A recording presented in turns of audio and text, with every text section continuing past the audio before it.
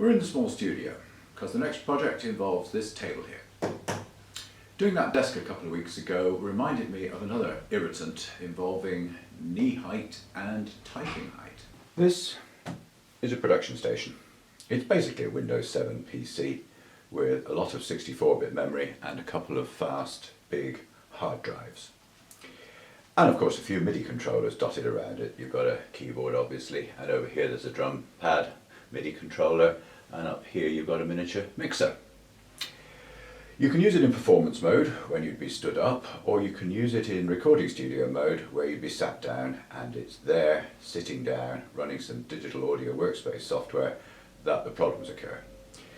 You need a keyboard to communicate with that complicated software, and the built-in keyboard is over here and difficult to reach, and it's one of these horrible dead men's flesh keyboards. Even my Surface 3 type cover, with much less room to play with, does a better job of being a keyboard than that does. And it's not my only gripe. I was sold bankrupt stock, unbeknown to me. Keith Emerson has one of these as well. I wonder if he's as pissed off with his as I am with this. Anyway, we're limited for room in here, so I can't permanently mount an external keyboard. You can use an external keyboard, and to my embarrassment, I've been shoving this piece of plywood in here, which is flimsy and just awkward to keep taking off and putting on again. I had a couple of goes at making a slide-out keyboard. The standard one doesn't work because it's down here next to your knees and too low. I tried to be clever and make one that slides out and then pops up, but it was too clever. I could not get that to work. So what I'm going to do is replace this top here with a couple of pieces of MDF, a solid single piece of 19mm underneath, and then 3 pieces of 12mm or ½ inch on top. And the center section of the top is going to slide forward and form the keyboard surface. MDF of course is rather weak, and that's rather a large suspension distance for such a heavy thing, but I have a couple of ideas involving moving the legs and some bracing, which I hope will sort that out. One advantage that MDF does have is that it is smooth, and sliding a section of MDF in and out is going to be more effective than, say, a piece of plywood would be. Nonetheless, and particularly at the edges here, it's going to be rough to get in and out. So I want to edge these pieces with some tongue and groove, and hopefully make it easier and give myself some possibilities, like raising that, for making it slide in and out better. Now, I haven't done a video of making this. It was an ugly process and I did it the wrong way. I didn't use a tongue and groove router cutter because I thought, well, they're designed to have high friction in there and stay together, and I want this loose and slidey.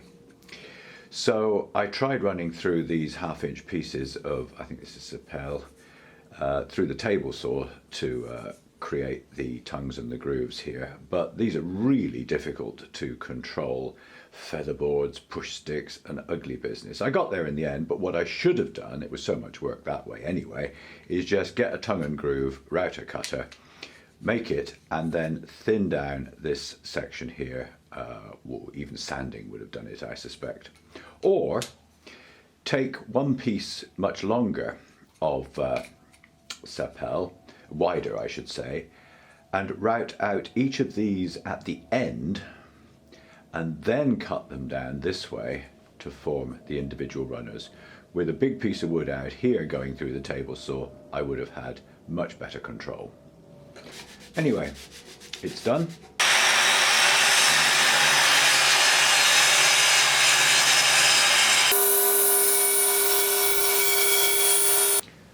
I've cut the pieces out, and as planned, there's an 18mm 3/4 inch solid piece running the length of the thing, and that'll also get some bracing underneath.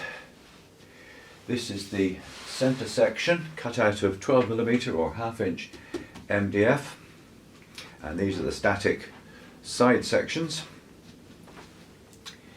The friction seems quite good. I don't know how that will age, MDF's smoothness over the years. I imagine warping will be the main problem, but the climate's fairly steady in the destination room, so I'm hoping that won't be too bad. And as I mentioned, I think the worst bit would be if these rough edges here were running against each other, and that's why there are these runners. And that worked out fairly well despite the horrendous job. I only had to do a little bit of sanding to make that nice and smooth. Now I think the tongue would be the bit that would break off, so I'm going to put the tongue on the static part, and I'm going to put the groove on the keyboard rest, the part that will slide out there. I'm gluing the runner strips in position now. When I cut the size of the center board here, I used these shims to give myself a little bit of a gap, and now I'm using the shims again to apply some pressure in that direction as the joint over there dries with its glue. And underneath this center panel here, there are a couple of folded pieces of paper to act as a thinner shim, so that if it's going to settle tight against the surface or loose against the surface underneath, it'll be looser rather than tighter. The glue has dried and it's worked out quite nicely. I've taken the shims out, the paper that was under here and the plastic that was at the sides.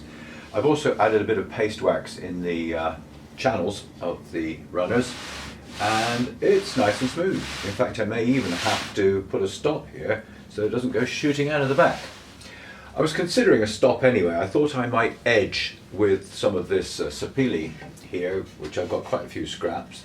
I had to look up the pronunciation of that. I'm tired of never knowing. Sapele, mahogany-like wood. I've got some scraps of that, and I was thinking of making some edging here as well. That's what these runners are made out of.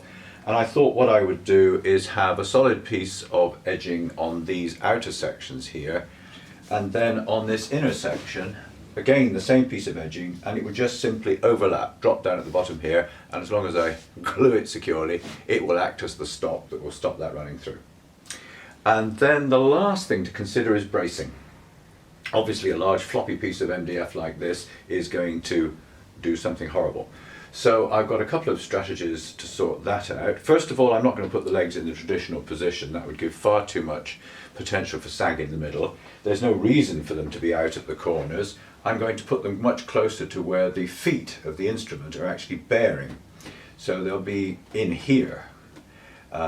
What you can do is consider this in two halves, and what you want to be doing is balancing each half on its leg. So if that were half of the tabletop, then putting the leg in the center there would give you a nicely balanced setup. So I'll probably put the legs somewhere like that. I'll also do some bracing. There'll be no problem putting a brace at the back and placing it in the strongest orientation, vertically like that. Of course, at the front, one doesn't want one's knees banging into things. That's half of the point of the exercise. So I'll put another piece like this when I've actually sat down and tried it out. And of course, we're talking about going underneath, not on top here. And if it catches your thighs or knees or whatever, then I'm going to scallop this edge here and put it as far back as necessary. I have the binding fitted now. This is the underside. It meets the top nicer than it meets the bottom piece of MDF. So the next job is to fit the leg plates. I'm just using the old legs off the original table, and I'm going to come in 25 centimeters from each end, which puts the distance that these are apart approximately halfway across a half of the table and underneath the feet of the heavy unit that will be sitting on here. Then I'll fix this back brace here, and I'll probably bring it in as close to the legs as I can. But as I said, I'm not going to fit this front brace until I've had a test drive with my knees under the thing.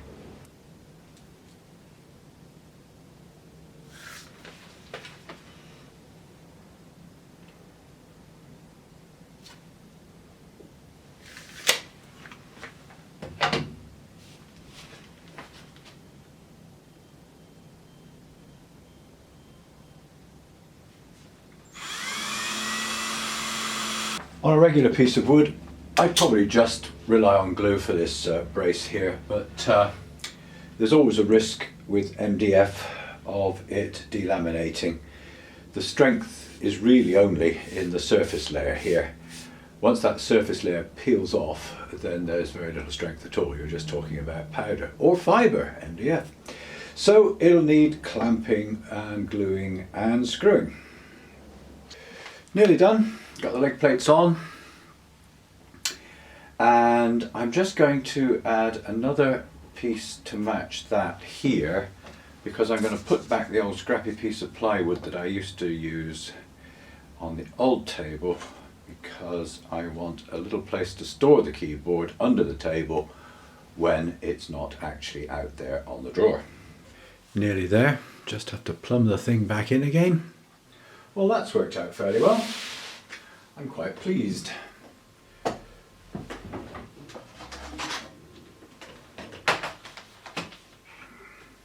I probably didn't mention that this is the machine I use for video editing. The office machine has just upgraded to Windows 10 and doesn't seem to have any room left to run anything other than Windows 10, certainly no application software like Premiere. This machine, however, remains at Windows 7 with 8 GB of memory, so this is the audio-visual for everything workstation. So, back to editing videos. Although not the one you're watching, I have a little bit of a backlog.